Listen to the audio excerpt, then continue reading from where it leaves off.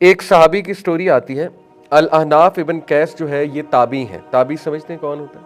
जिसने सहाबी से मुलाकात की हो, ठीक है, जिसने नबी को ना देखा हो लेकिन सहाबा को देखा हो। एक ताबी है अल अहनाफ इब्न कैस। तो वो कहते हैं कि मस्जिद अक्सा में एक बार मैं नमाज़ पढ़ी, मैंने ईशा की। उसके बाद मैं मस्जिद में बैठ गया। वो वहाँ पे थे, फ़लस्तीन में थे ये, जो है अल अहनाफ इब्न कैस। तो कहते हैं मस्जिद अक्सा में मेरी एक शख्स पे निगाह पड़ी जो मस्जिद में रुक गया, काफ़ी देर ज़िक्र करता रहा और उसके बाद उसने कुछ नफल पढ़े, नवाफिल पढ़े मेरे सामने। तो ये भी वहीं बैठे हुए थे, अल अहनाफ इब्न कैस। कहते हैं कि उस शख्स ने इतना लंबा सजदा किया, इतना लंबा सजदा किया कि मुझे लगा फौत हो गया। तो कहते हैं मैंने उसे जाकर हिलाया क्योंकि मुझे डर था कि फौत ना हो गया। बहरहाल वो उठ गया। तो कहते हैं मैं समझ गया कि नहीं, ये लंबा सजदा कर रहा था। फिर कहते हैं उसने इतना लंबा सजदा किया, इतना लंबा सजदा किया कि मुझे दोबारा लगा कि ये कहीं इसकी रूह ना कब्ज़ हो गई हो। बहरहाल कहते हैं कि जब उन्होंने नमाज कंक्लूड की तो मैंने उनसे पूछा कि ये इतना लंबा सजदा मैंने आज तक किसी को नहीं करते देखा है, तो ये क्या मामला है? तो कहते कि उन्होंने फिर एक बात सुनाई मुझे, और बात ऐसे आगाज़ किया बात का कि मेरे महबूब ने फरमाया, और ये कहकर वो ज़ोरों कतार रोने लगे। कहते मैं बड़ा हैरान हुआ, पता नहीं इन्हें अचानक क्या हुआ, रोने क्यों लगे। बहरहाल चुप हुए। फिर कहते हैं मेरे महबूब ने फरमाया, फिर रोने लग गए। कहते मैं बड़ा हैरान हुआ, मैंने उनको काम डाउन किया कि आप काम डाउन हो जाएं, आप अपने इमोशंस को संभालें, बताएं मुझे जो बात है वो बताएं। कहते फिर उन्होंने अपने आप को ज़रा कंपोज किया और फरमाया कि मेरे महबूब मोहम्मद सल्लल्लाहु अलैहि वसल्लम ने फरमाया। वो इसलिए रो रहे थे क्योंकि नबी सल्लल्लाहु अलैहि वसल्लम का जिक्र था कि लंबे सजदे करो, अपने रब के हुजूर लंबे सजदे करो। तो वो इतना इंप्रेस हुए अल अहनाफ इब्न कैस। कहते कि आप कौन हैं? तो उन्होंने कहा मैं अबू ज़र गफ़ारी। अबू ज़र गफ़ारी का नाम आपने सुना है, बहुत नेक और बहुत ही ज़ुहद व तक़वा वाले सहाबी हैं। जब भी ज़ुहद व तक़वा का जिक्र आता है तो अबू ज़र गफ़ारी का नाम सर फ़हरिस्त आता है। तो वो इतना खुश हुए, इतना खुश हुए कि क्योंकि वो मशहूर थे अबू ज़र गफ़ारी कि मेरी अबू ज़र गफ़ारी से मुलाकात हो गई। ज़ाहिर है उस दौर में पिक्चर्स का दौर नहीं था, तो नहीं पता होता था लोगों को कौन कौन है। तो वो इतना खुश हुए, इतना इंप्रेस हुए, और उन्होंने उनके हाथ चूमे कि आज अल्लाह ने आपसे मेरी मुलाकात भी करवा दी और एक लेसन भी मुझे अल्लाह ने दिया आपके थ्रू। तो देखिए सहाबा की ये नमाज होती थी, इतना लंबा सजदा कि उन्हें लगा कि फ़ौत हो गए, सुभान अल्लाह। तो इब्न अल क़य्यिम कहते हैं, उनका एक कोट मुझे याद आ गया, इमाम इब्न अल क़य्यिम बहुत मशहूर स्कॉलर, वो कहते हैं कि नमाज की जितनी मूवमेंट्स हैं वो आपको सजदे के लिए प्रिपेयर करने के लिए, यानी मेनली नमाज सजदा है, उससे पहले की जितनी भी मूवमेंट्स हैं वो सजदे को परफेक्ट करने के लिए है, यानी एवरीथिंग लीड्स टू सजदा। दिस इज़ हाउ नमाज इज़ डिज़ाइन।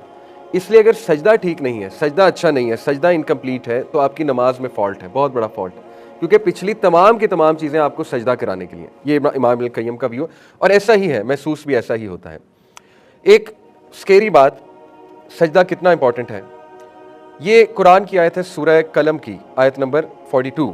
अल्लाह सुब्हानहू व तआला कहते हैं यौम यकशुफु अन साकिन व यदऊन इला सुजूदी फला यस्ततीऊन, the day the shin will be uncovered. ये क्या है मामला, शिन वाला मामला क्या है? शिन वैसे तो कहते हैं ना इस एरिया को, ह्यूमन की जो शिन है, असल में मैदान हशर के जो वाक़यात हैं वो हम आगे जाकर पढ़ेंगे, इसके बाद वही टॉपिक आ रहा है। मैदान हशर में बहुत ही अजीब व गरीब वाक़यात देखने को मिलेंगे। 50,000 साल का वो दिन होगा।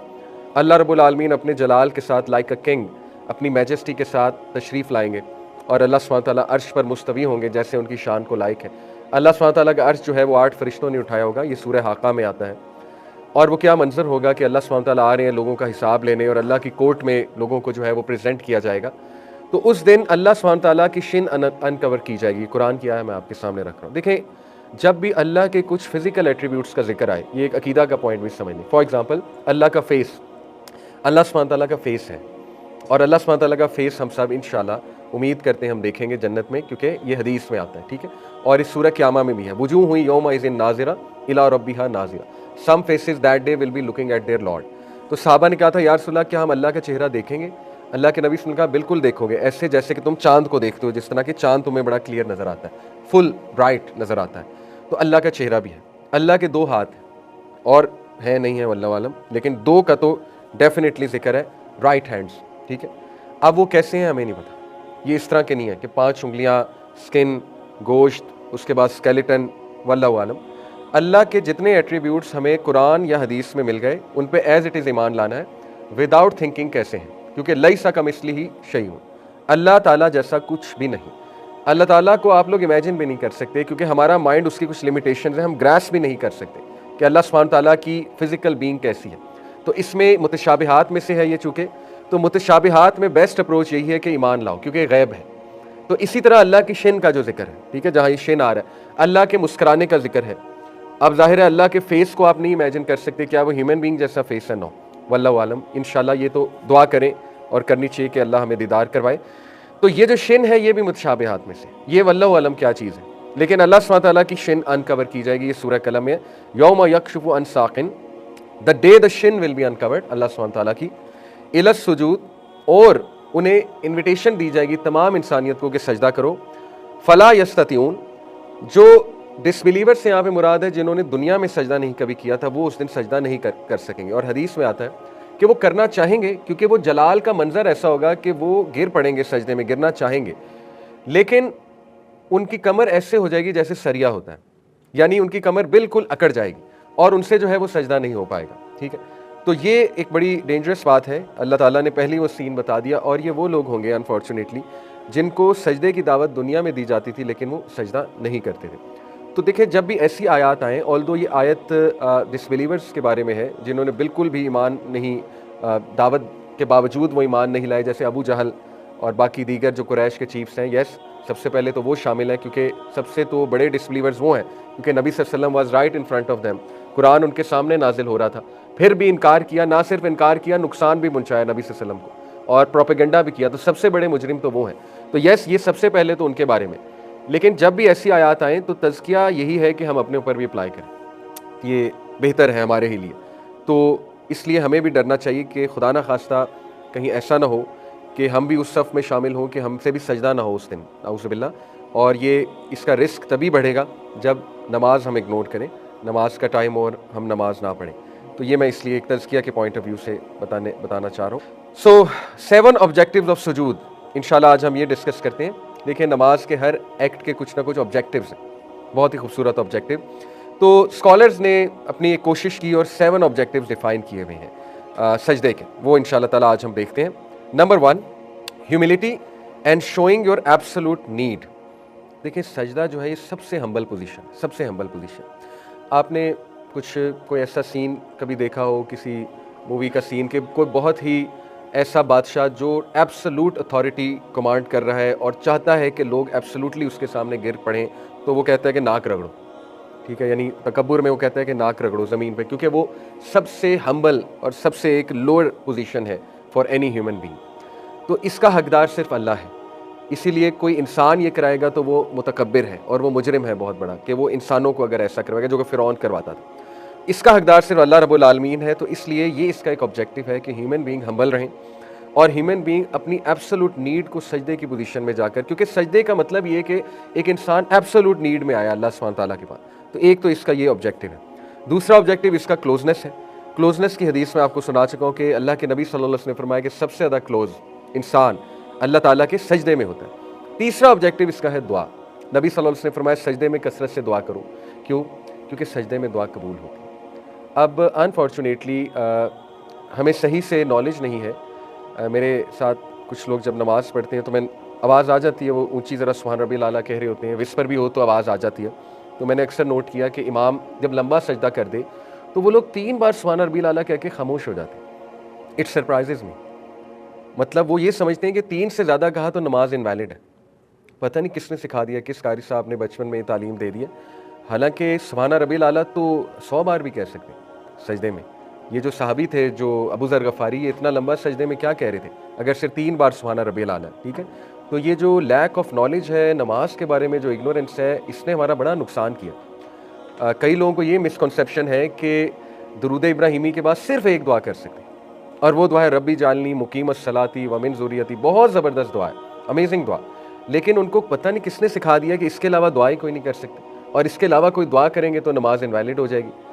तो बहरहाल ये मिसकंसेप्शंस को हमने एड्रेस करना है, इसीलिए हमारी नमाज़ों में जान नहीं है। फिर एक और मिसकंसेप्शन, अब एक यंगस्टर ने नई नमाज़ शुरू की तो हम उसे कहते हैं पहले पिछली पढ़ो।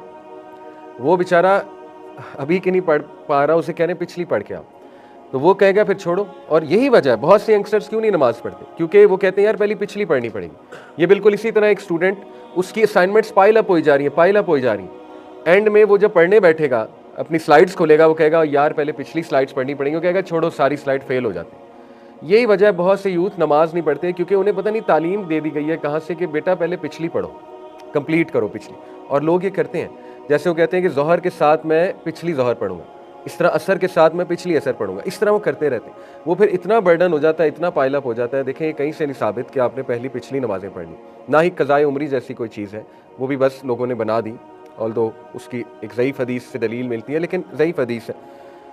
साबित यही है कि आप नमाज शुरू कर दो और अपने नवाफिल बढ़ाओ इंशाल्लाह। और जो 12 सुन्नतें आप दिन में पढ़ते हो, बल्कि और भी बहुत सी सुन्नतें हैं इंशाल्लाह ताला। तो जैसे देखें, ज़ोहा प्रेयर है जो फजर के बाद, सूरज निकलने के बाद से लेकिन ज़ोहर से पहले पहले पढ़ी जा सकती है, 2 रकात, वो पढ़नी चाहिए इंसान को। तो बहुत से और नवाफिल हैं। असर से पहले देखें 2 तरह की सुन्नत है, सुन्ना मुअक्कदा और सुन्ना गैर मुअक्कदा। सुन्ना मुअक्कदा 12 है, सुन्ना गैर मुअक्कदा 10 है, जो हदीस से साबित। मुअक्कदा का मतलब होता है हाईली रिकमेंडेड, और गैर मुअक्कदा का मतलब है कि ठीक है, कभी पढ़ ली कभी ना पढ़ी। मुअक्कदा सुन्ना आप रेगुलर छोड़ेंगे तो आपको गुनाह मिल सकता है, रेगुलर अगर छोड़ेंगे, कभी कभी छूट गई फाइन, रेगुलर आदत बना लेंगे तो गुनाह मिलता है, गुनाह मिलने के चांसेस हैं। ठीक है, ये एक फ़र्क है मुअक्कदा और गैर मुअक्कदा।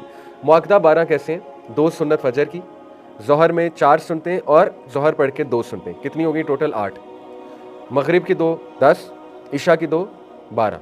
ये 12 है सुन्ना मुअक्कदा। जो ये 12 सुन्नत पढ़ेगा, नबी सल्लल्लाहु अलैहि वसल्लम ने फरमाया अल्लाह जन्नत में उसके लिए एक स्पेशल महल बनाएगा। गैर मुअक्कदा क्या है?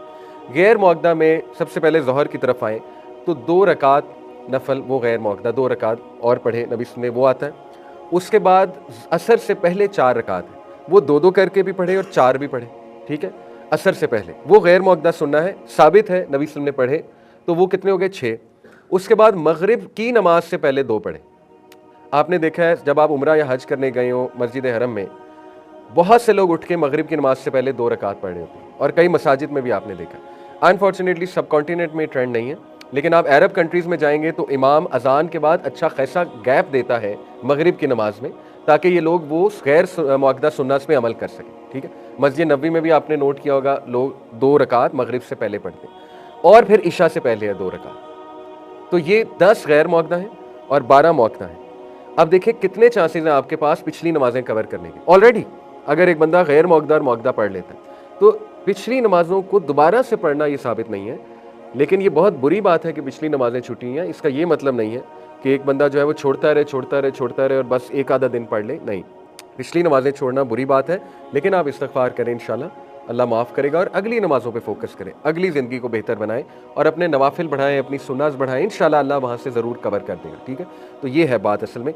बहरहाल बात कहीं और निकल गई, क्योंकि कुछ मिसकंसेप्शंस हमारी सोसाइटी में ऐसी हैं जिसकी वजह से हमारी नमाज बहुत मोनोटनस होती है, यूथ इंटरेस्ट नहीं लेते नमाज में, आम इंसान भी कहता है मेरी नमाज में जान नहीं है, खुशू खुजू नहीं है। तो वही बात है कि देखें, हमें पता नहीं है कि सजदे में दीगर दुआएं भी कर सकते हैं। नबी सल्लल्लाहु अलैहि वसल्लम ने इतनी दुआएं सजदे के लिए सिखाई हैं, मैं अभी इंशाल्लाह आपके सामने रखूँगा। तो सुबहाना रब्बिल आला के अलावा बहुत कुछ है। ठीक है, अब ज़ाहिर है एक बंदा सुबहान रब्बिल आला एक रकत में कहता है तो दूसरी में कुछ और कह ले, ताकि उसकी नमाज में वैरायटी आ जाए। जितनी वैरायटी डालेंगे आप नमाज में, उतनी नमाज में एक जान डलेगी, कलर्स होंगे इंशाल्लाह। ठीक है, तो ये बात है। बहरहाल दुआ, तो सजदे में दुआ जायज़ है। सजदे में कुरानी दुआज भी कर सकते हैं, वो कुरान पढ़ना नहीं है। सजदे में कुरान पढ़ना मना है। सजदे में आप ये नहीं पढ़ सकते अलिफ लाम मीम ज़ालिकल किताबु ला रैब फीह हुदल लिल मुत्तकीन, नहीं। लेकिन कुरानी दुआ आप कर सकते हैं, रब्बना आतिना फिद दुनिया हसनतों, कोई मसला नहीं। ला इलाहा इल्ला अंता सुब्हानका, ये कुरानी दुआ है, इन्नी कुंतु, कोई मसला नहीं। करें तो दुआ बिल्कुल कर सकते हैं, जितनी मर्जी दुआएं करें, उर्दू में ना करें। उर्दू में या अपनी लैंग्वेज में फ़र्ज़ नमाज में दुआ, ये इसको स्कॉलर्स जायज़ नहीं करार देते। ऑल्दो कुछ व्यूज़ मिलते हैं, वो व्यूज़ सिर्फ उनके लिए हैं, जैसे एक फ़्रेंच या स्पेनिश रिवर्ट हो गया है और उसके लिए अरबी सीखना बहुत मुश्किल है, तो वो अपनी ज़बान में शुरू में कह सकता है। इसी तरह कोई ऐसा इंसान है जिसकी अरबी बिल्कुल ज़ीरो है, आ ही नहीं रही, तो मे बी उसके लिए कोई गुंजाइश निकल सकती है। लेकिन अदरवाइज़ फ़र्ज़ नमाज में उर्दू में दुआ नहीं होती है सजदे में। हाँ, आप जो आपकी उर्दू की दुआज़ हैं उनको जहन में ले आएँ और सुबहाना रब्बिल आला कहते हुए जहन में वो दुआएँ हों, तो कोई मसला नहीं है। ठीक है, अल्लाह तो दिल की भी सुनता है ना, ज़रूरी तो नहीं ज़बान से उर्दू में वो अदा करनी है, अल्लाह तो दिल की भी आवाज़ सुनता है। और दुआ का फ़लसफ़ा भी समझ लें। देखें, दुआ में जितनी तौहीद का इकरार होगा, आपकी बाकी की दुआएं वैसे ही कबूल हो जाएंगी। इसकी मैं आपको दलील देता हूँ। दुनिया का बेस्ट डे है 9 ज़िलहज, एग्रीड अपॉन है। ठीक है, बेस्ट नाइट है लैलतुल क़द्र और बेस्ट डे है 9 ज़िलहज। अल्लाह के नबी सल्लल्लाहु अलैहि वसल्लम ने 9 ज़िलहज में जब अरफात के मैदान में थे, अरफात का मैदान is one of the most blessed area on earth, और उस दिन अरफात में मौजूद जब नबी वसल्लम ने हज किया तो अल्लाह के नबी सल्लल्लाहु अलैहि वसल्लम ने सहाबा को कौन सी दुआ सिखाई थी? सहाबा ने पूछा था कि यार रसूलल्लाह क्या दुआ करें? अल्लाह के नबी सल्लल्लाहु अलैहि वसल्लम ने, क्योंकि उस दिन दुआ कबूल होती है, पक्की बात है, अल्लाह के नबी सल्लल्लाहु अलैहि वसल्लम ने कहा वो दुआ जो मैंने और मेरे तमाम भाइयों ने यानी तमाम अंबिया ने इस दिन की 9 ज़िलहज हज के मौके, वो है ला इलाहा इल्लल्लाहु वहदहु ला शरीका लहू लहुल मुल्कु व लहुल हम्दु व हुवा अला कुल्ली शैइन कदीर। और ये इतनी बार पढ़ी नबी सल्लल्लाहु अलैहि वसल्लम ने उस दिन। अब इसका जब आप तर्जमा देखेंगे तो एक पाकिस्तानी शख्स समझेगा कि इसमें तलब तो है नहीं, ये तो दुआ ही नहीं है। हम तो कहेंगे ये तो जिक्र है, तो हम तो शक में पड़ जाएंगे, ये तो दुआ ही नहीं है, इसमें तो तलब ही कहीं नहीं। यही तो दुआ, यही तो सीक्रेट कोड है जो अंबिया के पास था, सहाबा के पास था। ऐसी ही तो चीज़ें डिकोड कर ली थी ना उन्होंने अल्लाह की तरफ से। हज़रत यूनुस की दुआ क्या है? शदीद डेस्परेट सिचुएशन, ला इलाहा इल्ला अंता सुब्हानका इन्नी कुन्तु मिनज़ ज़ालिमीन। इसमें तलब कहाँ है? ऐ अल्लाह मुझे निकाल ले, ऐ अल्लाह मैं फंसा हुआ हूँ, ऐ अल्लाह मैं बर्बाद हो जाऊँगा। हो सकता है कहा हो, लेकिन कुरान ने जिसको कोट किया, जिन अल्फाज को कोट किया वो क्या है? ला इलाहा इल्ला अंता सुब्हानका इन्नी कुन्तु मिनज़ ज़ालिमीन। सख्त डिप्रेशन की दुआ क्या है? शदीद डिप्रेशन की। नबी जब शदीद शदीद शदीद जहनी कर्ब में मुब्तला होते थे, इंसान थे ज़ाहिर है, शदीद डिस्ट्रेस में होते थे, वो दुआ क्या है? अल्लाहु अल्लाहु रब्बी ला उशरिकु बिही शैया। तलब कहाँ है? नबी सल्लल्लाहु अलैहि वसल्लम जब शदीद डिस्ट्रेस में होते थे कहते थे ला इलाहा इल्लल्लाहुल अज़ीमुल हलीम, ला इलाहा इल्लल्लाहु रब्बुल अर्शिल अज़ीम, ला इलाहा इल्लल्लाहु रब्बुस समावाति व रब्बुल अर्ज़ि व रब्बुल अर्शिल करीम। तलब कहाँ है? जितनी प्रॉफिटिक दुआज हैं उनमें तलब कम है, तौहीद का इकरार ज़्यादा है। तलब में कोई मसला नहीं है, बिल्कुल करें, इसका हरगिज़ ये मतलब नहीं कि तलब नहीं, तलब भी तो अल्लाह से ही करनी है ना, खोल के बयान करें, नो इशू। लेकिन सीक्रेट कोड ये है कि जितनी तौहीद बयान करेंगे अपनी दुआओं में, आपकी तलब वाली दुआज वैसे ही कबूल हो जाएंगी। ये अंबिया के बताए हुए नुस्खे हैं, अंबिया के थ्रू अल्लाह ने कुरान मजीद में बताए हैं, ठीक है।